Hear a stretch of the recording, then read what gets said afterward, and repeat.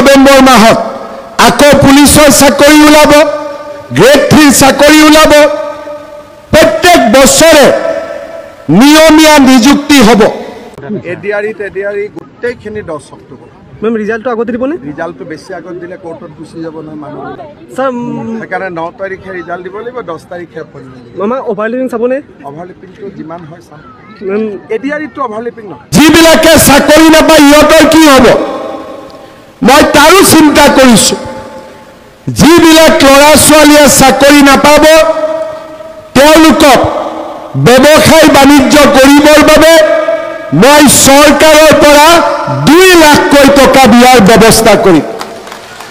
বেংকৰ পৰা নহয়, চৰকাৰৰ পৰা প্ৰত্যেক সমষ্টিত প্ৰত্যেক বছৰে 1000কৈ ল'ৰা ছোৱালীক আমি 2 লাখকৈ টকা দিয়াৰ ব্যৱস্থা কৰিম।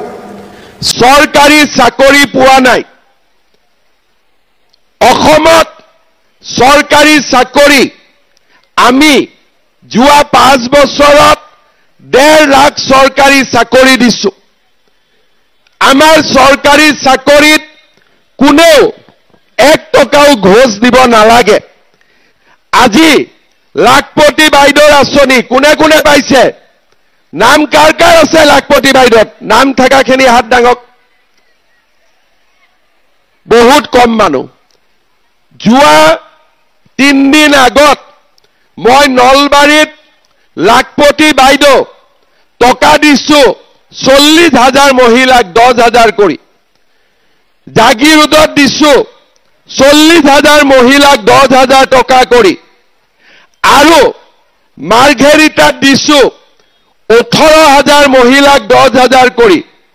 অহা 1 তাৰিখে মই বৰাক ভেলীত দিম, 2 তাৰিখে হোজাইত দিম, 3 তাৰিখে ঢেকিয়াজুলিত দিম। কিন্তু পৰ্বতজৰা বা আমাৰ কোকৰাঝাৰ, আমাৰ ফকিৰাগ্ৰাম, জমদুৱাৰ, গোমা এইবিলাক জাগাত মহিলাসকলে এতিয়াও এই আঁচনি পোৱা নাই। যোৱাকালি আপোনালোকে খবৰ কৰিব, ধুবুৰীত আমাৰ মহিলাসকলে 10,000 টকাকৈ পাইছে। কিন্তু পৰ্বতজৰাত পোৱা নাই, গোমাত পোৱা নাই, ফকিৰাগ্ৰামত পোৱা নাই।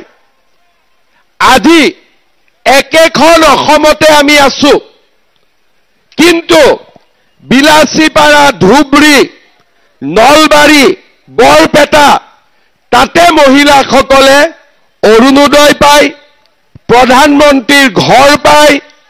আৰু আমাৰ লৰাই যুৱকসকলে মুখ্যমন্ত্ৰীৰ আত্মনিৰ্ভৰ অসম অভিযান পায়, চৰকাৰী চাকৰি পায়।